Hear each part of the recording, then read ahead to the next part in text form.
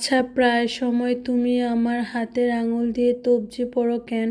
তুমি জানো হাসরের ময়দানে সবাই সবার থেকে পালাতে চাইবে। আর কিছু আমল তোমার হাতের সাথে সংযুক্ত থাকুক, তোমার হাত আমার এই আমলের সাক্ষী দিবে। হাসরের ময়দানে তখন তোমাকে দেখতে পাবো। ভালোবাসাটুকু মৃত্যুর পরও স্থায়ী করে রাখলাম। আসসালামু আলাইকুম এভরিওয়ান, সবাই কেমন আছেন? বেশ অনেক দিন পরে ফ্রেন্ডের সাথে একা বের হলাম। আমি তো বেশ অনেক দিন ধরে আপনাদের ভাইয়ের সাথে অভিমান করেছিলাম। তুমি সকালে যাও, রাতে আসো বাসায়, সারাদিন অফিসের কাজ নিয়ে ব্যস্ত।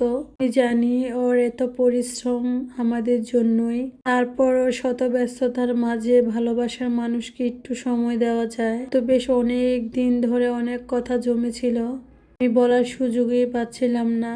ভালো মন্দ যদি হাজবেন্ডের সাথে না শেয়ার করি, মনে পুষে রাখি, তাহলে কিন্তু দুজনের মাঝে দূরত্ব সৃষ্টি হবে। স্বামী হচ্ছে বন্ধুর মতো, যাকে সবকিছু শেয়ার করা যায়।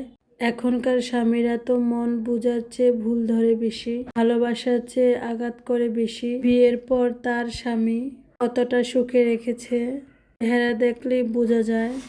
তার বলার কিছু রাখে না। সাথে সংসার করতে গেলে ওটাও যেমন উপভোগ করতে হয়, খারাপটাও তেমন সামলাতে হয়। আমি স্ত্রী দুজন দুজনাকে বুঝতে হবে। এর ভালোবাসা দেখে সমালোচনা না করে এর পরিবারকে কিভাবে ভালো রাখা যায়, আমি মনে করি সেই দিকে ফোকাস দেওয়া উচিত। আমি স্ত্রীর ভালোবাসা তো এমন হওয়া উচিত, ঝগড়ার পর বলবে কত সব ভুল বুঝাবুঝি, সব দোষ আমার সাথে কথা না বললে আমার শ্বাস বন্ধ হয়ে যায়, তো মরে গেলেও শান্তি পাবো না। আলহামদুলিল্লাহ, আমরা কিন্তু দুজন দুজনাকে বুঝতে শিখেছি।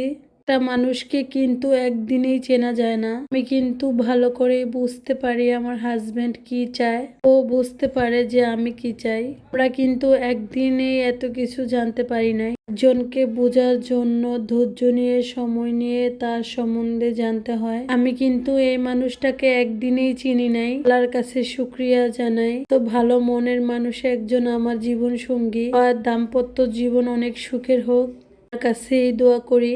সবাইকে আল্লাহ হাফেজ।